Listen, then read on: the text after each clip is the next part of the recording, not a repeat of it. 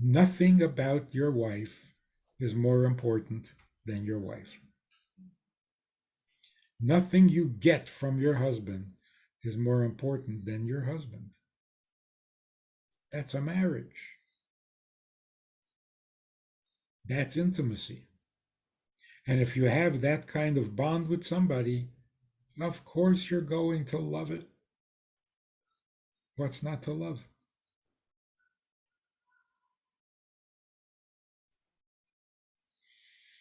That's the essay in brief. There's a lot more to talk about, men and women, male and female. So let's open it up to some conversation. What's on people's mind? So let me let me begin with a few questions, and I'm going to ask everybody or anybody who has a question to please share it in the chat so that I can then share it with Rabbi Friedman, and we'll try to get a bit more interactive a little later. So Rabbi Friedman, if I understood the essence of what you were saying, it's basically that we've become too transactional, maybe too utilitarian, too we approach love we approach relationships as we would approach, where we're the same hat or the same lens as we do in a business setting, where actually the successful business person is very capable or eminently capable at putting values on different, measuring, evaluating cost benefit analysis, et cetera, which we then bring into a relationship setting. So I guess the first question is, but isn't that natural? In other words, if a relationship starts with conditionalism, that is to say, one wouldn't ever expect somebody to begin a relationship with no strings attached, that begins with no thing about the person that they're attracted to, because what attracts them to the other typically begins with the different things. And it's those things that combined create some form of attraction, which develops into a relationship, which at some point we're then told one needs to relinquish in order to advance or transcend or deepen or transition into the relationship that you're discussing. Personally, and while I speak about this often, the question that I have a hard time answering often is, okay, I get the theory, but how is it done? How is it actually done? If there were certain things about the individual that made me attracted to them and basically contributed to my decision to love them in their entirety, I know I need to. I know that's the aim, that's the goal, that's the destination. But how do I do that? Fundamentally, I'm a person who lives in a world which is objectifies everything. So how can I make that transition? That's the first question I wanted to bring up. Very good. It's a very good getting right to the heart of it. You do not marry because you love. That's the Hollywood distortion. You marry because you think marriage is a wonderful thing. Because you heard that that's the way it's supposed to be. Because God wants us to be married. If you think about it, when did it start? Who invented marriage? Where was it invented? In France? I don't think so. It's a purely divine idea. No human being would ever come up with a plan like that. Pick one person who you're going to live with for the rest of your life. It's a godly idea. God says to the Jewish people, I need you to be mine. That's a marriage. Marriage means living a certain lifestyle that is very noble, that is uplifting, that turns us into real human beings, and so on and so forth. In other words, we're enamored with love, with marriage. We're in love with marriage. 9-year-old little girls want to be married. They just don't like boys.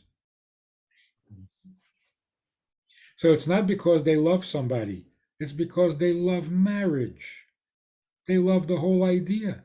We'll get married. I'll be the mommy. You'll be the daddy. We'll have babies. It's a magnificent idea. Superhuman.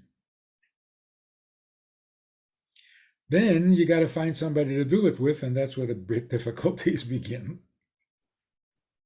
Because it's very hard to do it by yourself. But marriage stands on its own. If you're not in love with marriage, don't do it. If a man says to a woman, I'm not really into the marriage thing, I've tried to avoid it, but you are so incredible. Wow, I'll marry you. Don't do it. You're not that incredible. And it's not fair for the man to put all that weight on you. If the only reason he's getting married against his better judgment is because you're fantastic, well, then you have to be fantastic every day for the rest of your life. Otherwise, he doesn't really want to be married. Marriage has to get independence. It has to stand on its own. It's become a victim to love. I love you. I love you. Okay, then we have to get married. What is that, some kind of a punishment for being in love? Marriage is a consequence of love? No, that's not correct. No one loves another person enough to want to spend the rest of their life with them. Unless the idea of spending the rest of your life with someone other than you is already a precious idea. If it's not, don't do it. Don't get married because you love someone. Get married if you love marriage. So, again, love and marriage go together like a horse and carriage? Not exactly. Not exactly. So, But go ahead, man. again, so I want to try to take this is an incredibly powerful idea. And I think it's a very resonant idea. And I think intuitively, it is the aspiration of everyone who gets married. They're enamored by the concept of the exclusivity of you're my one and only from now and forever. That idea of complete and utter one togetherness / oneness, becoming one extension, one unit, one organism. But how is it done? And maybe it's too technical a question to abstract an idea, but I think something the viewers or something that personally I would love to hear more about is what does that look like in practical terms? It's saying basically you need to learn a new paradigm. You need to be, in a sense, you need to you need new hardware. You need a new way of being, because in the so-called Western world we live in, which is incredibly transactional, I don't know of any other area where that type of notion exists. In fact, the one other relationship one could say is unconditional is family. And sadly, over the past decades, we've seen such a deterioration in family, such that a lot of people, probably the most oft question issue that I'm asked to speak about in confidence is how to deal with family, actually even more so than marriage. It's such a tenuous relationship when it was such a natural relationship in earlier times. And that's possibly a result of the transactionalism that has seeped into a place where it ought not to be. So now one is evaluating or applying cost-benefit analysis to their relationship with their mother or their father or their siblings or their children. So putting that aside, because it's simply an example for this idea of how entrenched the notion of transactionalism has become, the question is, I'd love to be more as concrete as possible about this. So how does one relinquish or transition from that paradigm to another? Let's say one is in a relationship and what drew them to the person was X, Y, and Z. And today they no longer feel like X, Y, and Z is manifest or exists. If it's money, the money is lost. If it's good personality, one discovered that actually the whole thing was a sham and a farce. And in fact, the individual does not have a likable personality behind closed doors. If it was a cool, calm, and collected, the person's a wreck. A person who looks stable suffers from, let's say, deep emotional, psychological stress and trauma. If you thought they were beautiful, they no longer, either they've aged or they no longer look as beautiful or no longer look beautiful to you. Whatever the conditionalism that drew you to them, it doesn't exist. Now what? The relation, how does a person fall in love with the essence of the individual if they're not in love with that essence? Mm-hmm. So just before we get started on that, you are my one and only. My one and only what? My one and only love? You're not a nice person. You limit your love to one person? A particular type, this type of love, yes. Ah, so what is that called? See, if we call every good feeling love, then we're going to get very confused. It's like the child who says, "I love Mickey Mouse, I love my dinosaur toys, and I love my mommy." That's not healthy, and it's not necessarily in that order. So, what does love mean? The feeling you have towards Mickey Mouse or towards candy, and it's the same for your mother? Something confusing. So, my one and only what? Here's the thing. Let me reword your question in a very different context. To be truly joined and merged with another person beyond all things, is that natural? Or is it natural to be attracted to things and to want things going beyond things? That's not a familiar experience. It's not a natural experience. That's too spiritual. So the question simply is, do I have the capacity, the natural capacity and inclination to an intimate relationship beyond things? Or is that just a nice poetic sentiment? So let's examine it a little closer. In the act of creation, God says on the sixth day, after creating Adam, God says, "It is not good to be alone. I'll create you a helpmate." It's not good to be alone? Then why is everybody demanding to be left alone? Leave me alone. Just leave me alone. And then we complain that we're lonely. We've never been such a we've never had such a lonely generation. There's a beautiful line from a popular song from back in the 80s. I think it was the 80s. It's a song by Billy Joel, a nice Jewish boy. The word the line that really is meaningful. He's describing a scene of people sitting in a bar.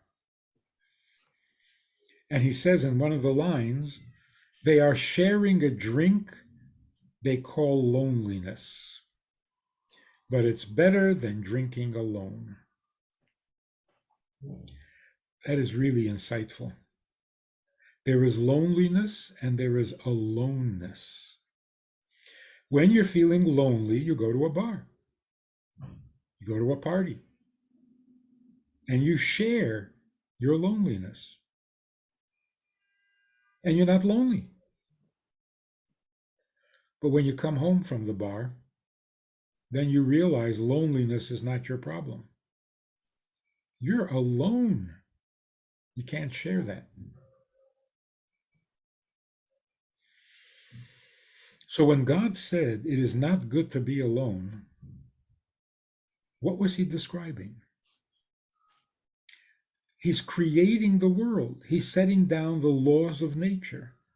One of the laws of nature is it's not good to be alone. It's our nature,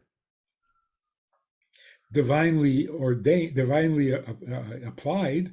We get it from God, but it is our nature. It's our nature to breathe. It's our nature to depend on food and water. It's our nature to hate aloneness because it's not good.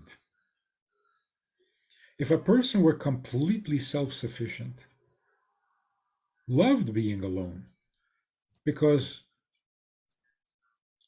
self sufficient to the point where I don't need anybody for anything. What's wrong with that? What's not good about that?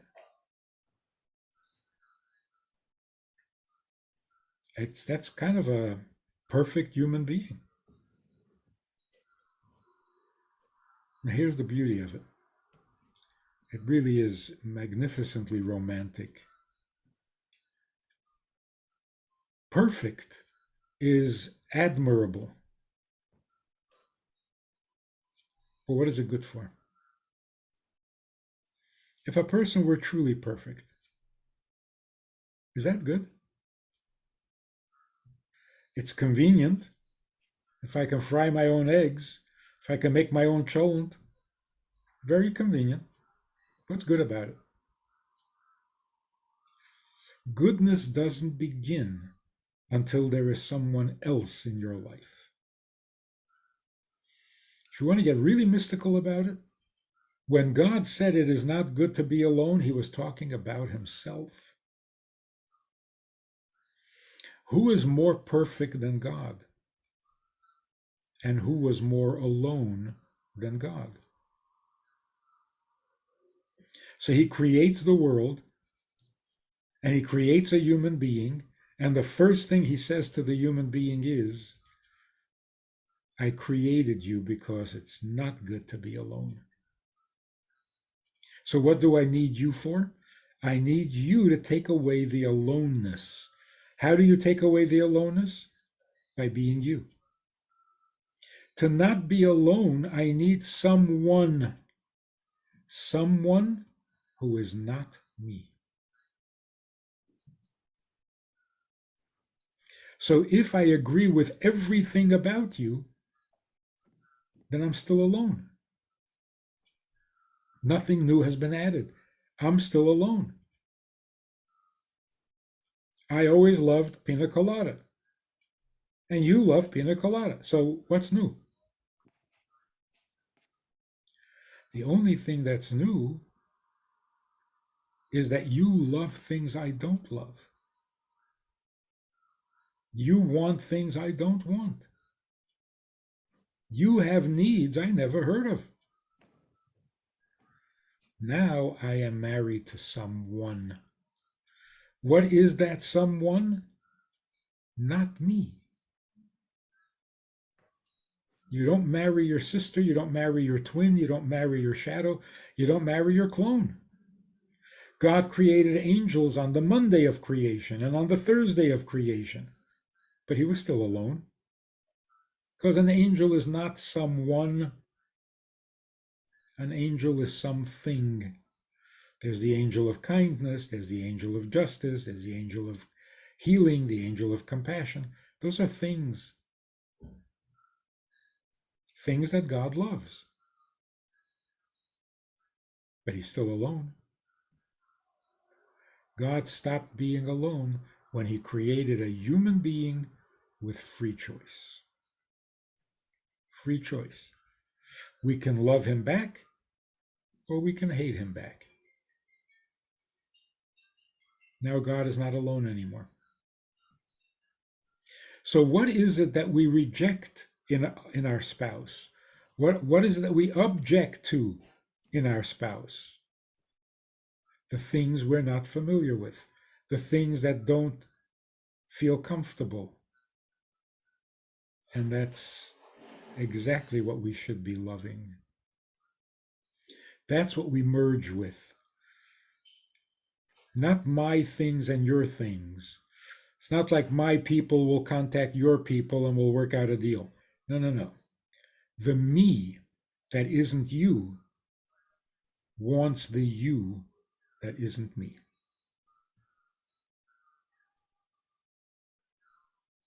Because it's terrible to be alone. And the only way you stop being alone is when you marry a stranger. With your mother and father, you're still alone. With your children, you're still alone. Just more of yourself. Only a marriage and this crazy idea that men should marry women and women should marry men. You know from the start, you're so different. You will never be the same. And that's exactly what you're looking for.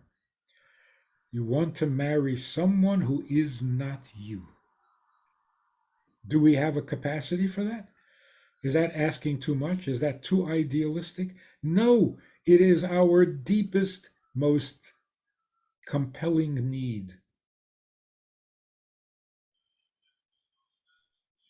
But how do we actually do it? So let's get practical.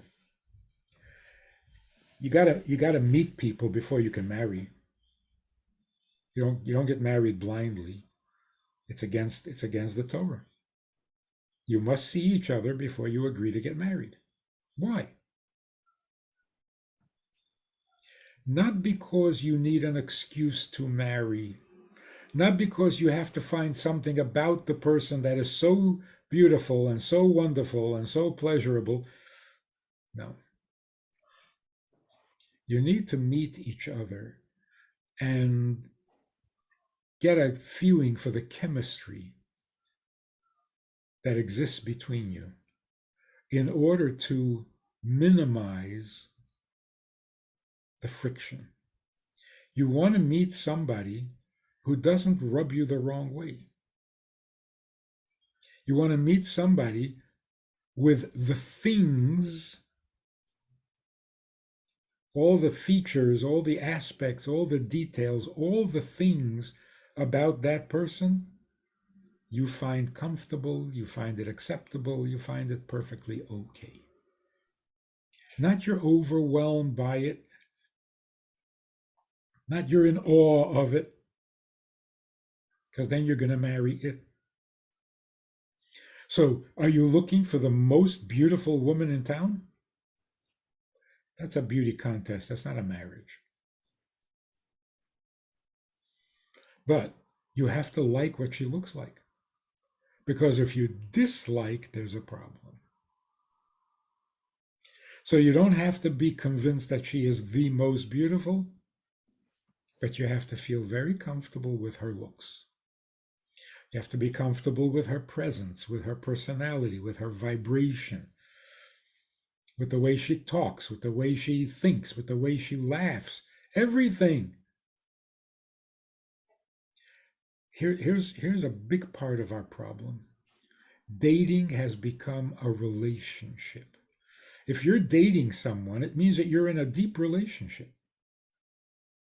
It's almost a marriage. It's like a trial marriage. It's not supposed to be. You're supposed to remain strangers until you decide to be married. Because until you're married, you are strangers.